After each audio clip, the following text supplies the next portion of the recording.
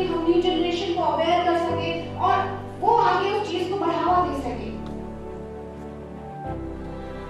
भारत देश ऋषि मुनियों का देश कहलाता है, संतों का देश कहलाता है, और ऐसे देश के अंदर जहां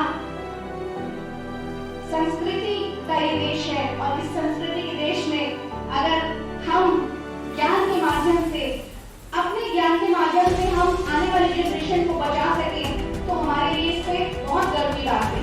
तो हमारा कर्तव्य है, ये सब मूवमेंट होगी to save our women, to save our young girls.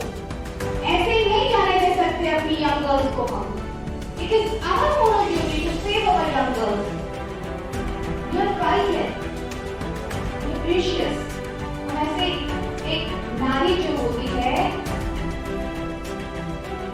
क्या होता है नारी? तो बताएं हमें, आप बहुत अच्छा बोल रहे थे।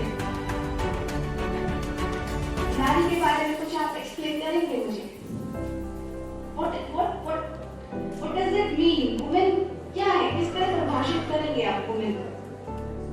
मैम, मेरे पॉइंट ऑफ व्यू से नारी एक वो ह्यूमन बीइंग है, वो प्रजाति है जिसे भगवान ने सब कुछ देकर भेजा है, पहली बात मेरे पॉइंट ऑफ व्यू में। और सबसे अच्छी बात यह है कि अगर प्रैक्टिकली बात करें तो वो घर और बाहर जितने इजीली संभाल लेती है, शायद ही कोई मेल ह्यूमन उसको संभाल सकता है।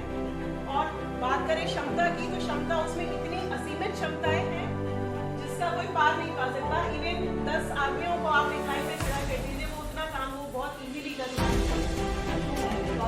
और शक्ति की बात अगर करा जाए तो हम पूछते हैं, और उस पूजन के पीछे इसलिए नहीं पूछते हैं कि नवदुर्गा में कन्या हमको कन्या पूजना होता है या कुछ करना होता है, बल्कि इसलिए पूछते हैं क्योंकि अगर वो शक्तियाँ जाग गई तो आप सामना